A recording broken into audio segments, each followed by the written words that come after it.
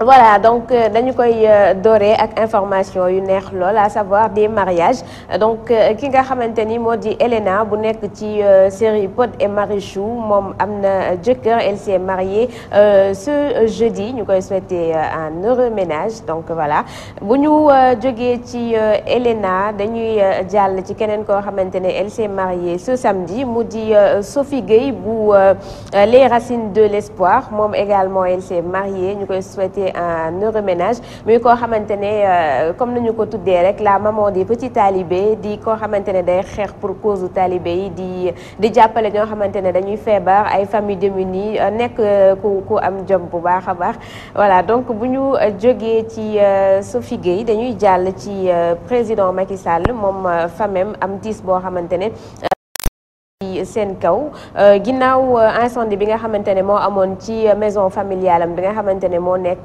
ca diwaanu Fatick ba cousine am ñàkkoon ci bakkanam mu di Ñima Timbo ñu gënoon ko xam ci turu Bolo yaayu cousine am boobule amoon ay gaañu suite à incendie boobu ba ñu rawale woon ko hôpital principal ki nga xamante ni moo di njiital réew mi bi mu demee ci dëj bi mu doon dalal xelu nit yi di leen xamal ni que ñu ngi koy toppatoo bu baax moom nag yàlla suñu borom mujj na ko jël ci samedi bi nga xamante ne moom la ñu génn donc ñu koy jaale bu baax a baax famille président Macky Sall donc bu ci kenn amul lu muy yokk rek ñu daal di continuer dem ci beneen xaritu président Macky Sall mu di Assane Diouf. donc ci coach ci Assane Diouf la ñuy dem Assane Diouf nag ginnaaw bu mu defaatee ay sorties comme yi nga xamante ne tàmm na di ko def daal di am ay kàddu yoo xamante ne tegginewul mu daal di koy teg ci kaw Serigne Bass Abdou Khadre Mbacké ñi nga xamante ne ñoo di jeunes yi bokk ci tarixa murid bi wutali Pikine fi nga xamante ne moom la Assane Diouf dëkk ngir rek daal di koy duma yu metti heureusement nag la ko waa DIC fekk foofule daal di koy rawale pour propre sécurité ki nga xamante ne également moo di frère am di Mbaye Balla Diouf confirmé que Assane mu ngi ci loxoy waa DIC waaye muy xamle nag ni Assane Diouf wérul dafa am ay problème et que li mu war a def mooy présenter ses excuses publiquement parce que ñoom ay murid lañ et que li mu def neexu leen donc lii la frère u Assane Diouf wax. comme que frère am moo ko wax frère am xam nga frère am nee na waaw wérul man defe naa ne loolu diversion la rek diversion la. mais coach est-ce que yaakaar nga réellement. aussi non il jouit de toutes ces xam nga lan la xam nga lan la. non parce que coach ma ne Assane dafa toog di saaga. xam nga nañu waxante dëgg yow xam di wax ay tur ay nit il a été moom day précis wax ay nit Assane dafa wër mais il faut que mu xam ne que saaga.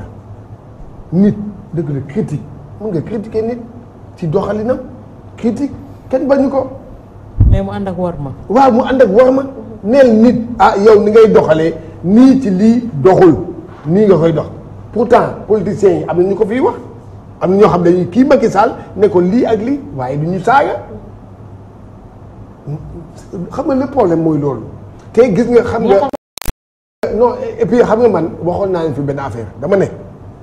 man su ma doon man Assane ñëw Sénégal wóorul il n'est pas en sécurité gis ngeen moom ak affaire bu Pape Diouf ba gis ngeen Assane di dox nit bi nit yi wóorul parce que am na ñoo xam ne ñu ngi ko dencal xam nga nag dëgg-dëgg boo toogee ku dem ba saaga sa papa wala saaga sa yaay ne la wóor ne sawaay xam nga mun na la doxee fële indi la ay kii. loolu laa doon wax mu toogoon États-Unis moom moo doon jàpp li dégg nga loolu moom mooy jàmm. mais tant que mu ngi fii Sénégal Assane n'est pas et man li waa kii def li police def je suis d'accord pour c'est ça police def ko sauver. c'est pour sa sécurité. mais waa këram aussi suñ ko dooroon rey ko. waaw. si ndoddu état lañ koy teg ne état moo ko manigancé. looloo tax police tey ñëw exfiltré ko. moom laa la wax mais pour la sécurité également de sa famille. ndax ñooñu seen yoon nekkul ci. et puis yaayam il paraît elle est très affaire ba daf ko affecté dafa sonn en ce moment. non c'est que Assane dafa war a xool ci ay magam xool ci ay yaayam. ay doomam xool ay doomam xool ay kéem na xool ci ñooñu mu bàyyi lii saaga. est-ce que saaga réglé na dara. saaga lan la réglé ñun bi ñu nekk booy di saagante ni lan la réglé. saaga du réglé dara na dimbale xam nga lan la na dimbale ni mais na critiquer. sans mu saaga. mu jeex jàmm ne ñooy rek mu dem toog kii ñëpp koy ku nekkaa ngi critiquer. mais kenn defu la dara. fii démocratie moo fa am waaye nag saaga nag bokkul ci démocratie. saaga bokkul ci démocratie. déet non critique am nga droit wax. waaye saaga bokkul ci démocratie nañ leen waxante dëgg la voilà.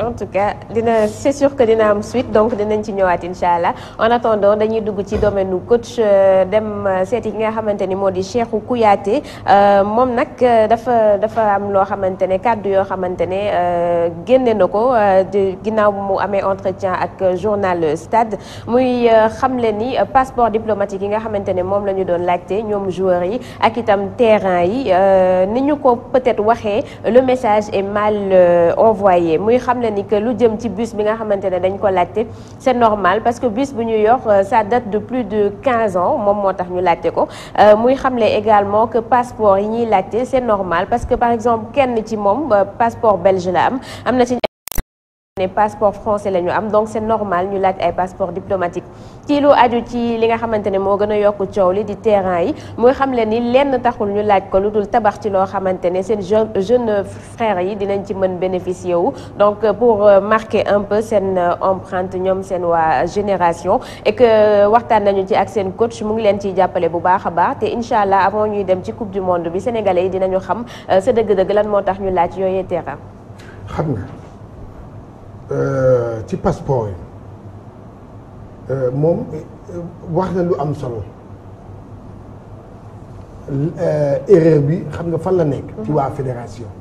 waxoon naa ko fi gis nga les problèmes là gis nga affaire kii boobu affaire bi.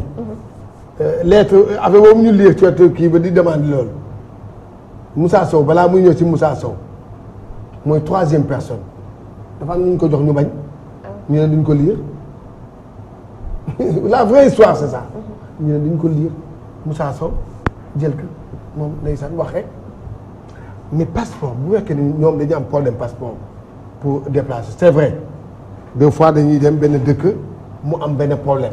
mais loolu doo ko wax loolu waa fédération ñoo koy régler. ñoo koy régler que passeport diw na.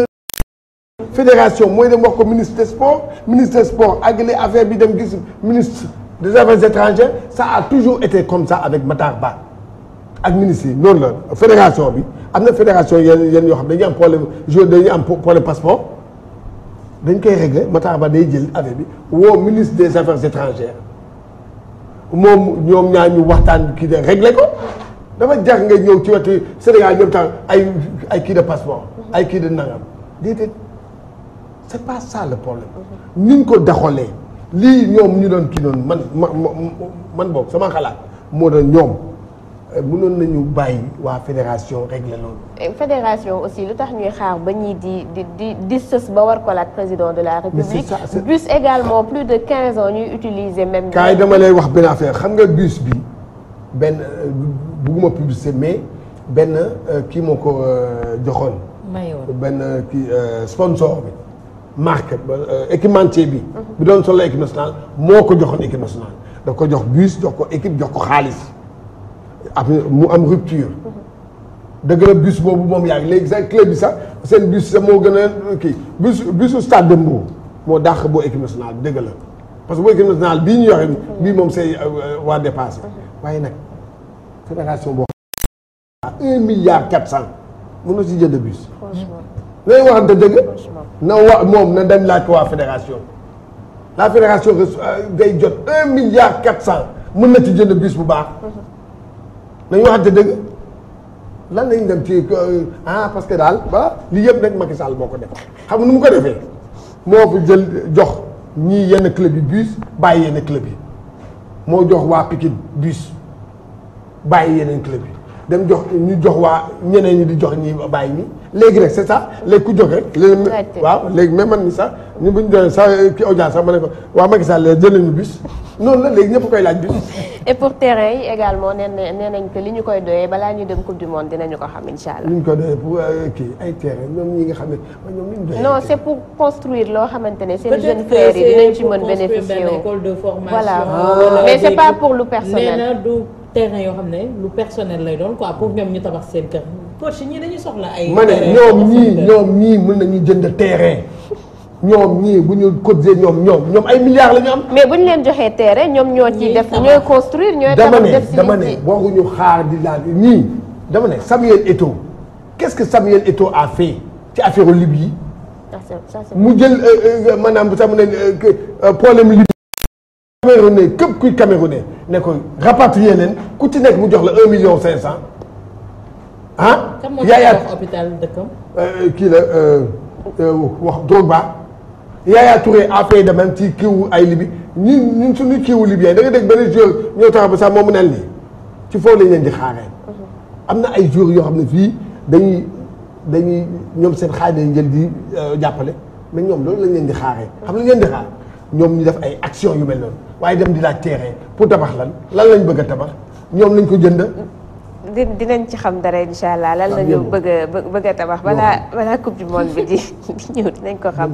ñu jàll ci keneen muy Queen Biz ci plateau bi waxoon nañu ko bokk na ci ñi nga xamante ne ñoom ñoo absenté wu ci Bercy bi donc yaa Awa Dieye am occasion laaj ko lan moo tax kenn gisu ko ci Bercy bi muy xam ne ni que Youssou Ndour moom moo ko woowul mu yokk ci également que ni Bercy bi nga xamante ne moom la demoon ci atum 2013 moom sàkkuwul woon pour ñu invité ko ci Youssou Ndour moom moo ko woo moom mësul elle a jamais cherché à rencontrer Youssou Ndour xalaatul woon ci àddunaam même que dina ko xam Youssou Ndour moom moo ko xool woolu ko pour mu ñëw participer ci Bercy bi bu ko woowul ren également du dem et que moom lijjantiwu ko en ce moment kay Bercy boppam lay lijjanti ne ko sénégalais yi ñaanal bu ko defee mu dem Bercy def concert u boppam. xam nga loolu xam nga man ku ma woowul du ma ci sax wax. dañ ko laaj en fait.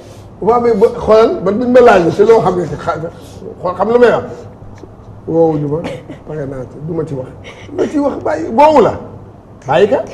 daf doon susciter polémique un peu parce que nit si dañu doon xalaat que peut-être différents yi am voilà entre moom ak Bouba Ndour moom moo tax donc. ma ne yooyu yëpp dama ne daal luñ la boolewul bu ci wax. moom na noppi rek dem waa léegi moom ne day Bercy. voilà waaw na dem Bercy na ko sénégalais yëpp ñaanal bu ko defee mu def Bercy boppam. parce que ku sa heure Bercy jot di nga dem Bercy ji. waaw loolu la ko voilà. ku sa heure jot. Bercy jot di nga dem Bercy. danaa ko yëgal lan de Bercy yombul de Bercy yombul de. donc bu ñu jógee ci Queen dañuy jàll ci Astar di waykat boo xamante ne donte xale la mais dañu ko remarqué bu baax fii ci Sénégal ci musique lay def mais musique am remarqué wuñ ko ci noonu lu ñu ko gën a remarqué ci façon bi nga xamante ne moom lay solo la nit yi remarqué que dafay maquillé wu un peu trop par rapport à son âge que dafa sexy de trop que dafay fësal rondeur am et cetera. ba souvent même ci réseaux sociaux yi nit yi dañ koy ñaawlu bu baax ñenn ñi même di ko comparer ak Abiba mi nga xamante ne dañu trouver que moom moo gën a sobre gën a gën di solo en tout cas en fonction de son âge moom laaj li ni mel li nga xamante ne moom la tontu moo di elle s'habille sexy li tax muy solo sexy c'est pour que nit yi di ko remarquer donc bu xëy na bu dul woon solo noonu nit yi dañu ko remarquer voilà. man dafa bëgg jël. non xale la elle a même pas 18 ans xale la. Wow. Donc c'est pour se faire remarquer et puis ça marche. Ça marche waaw yàlla na ko ji.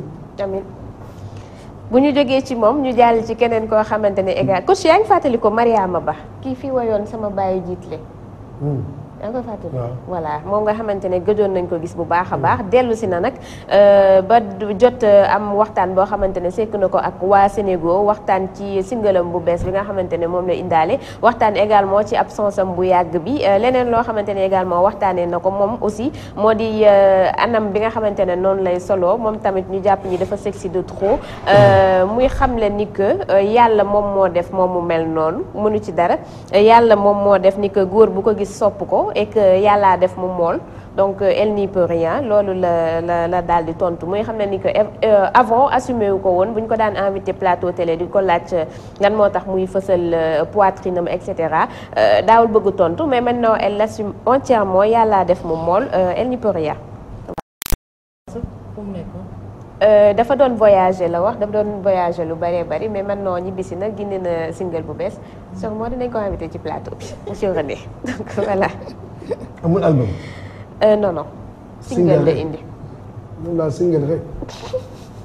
album daa metti léegi. ah waaw du yaa ngi loolu moo tax ma ne la Bercy Bercy du noonu de.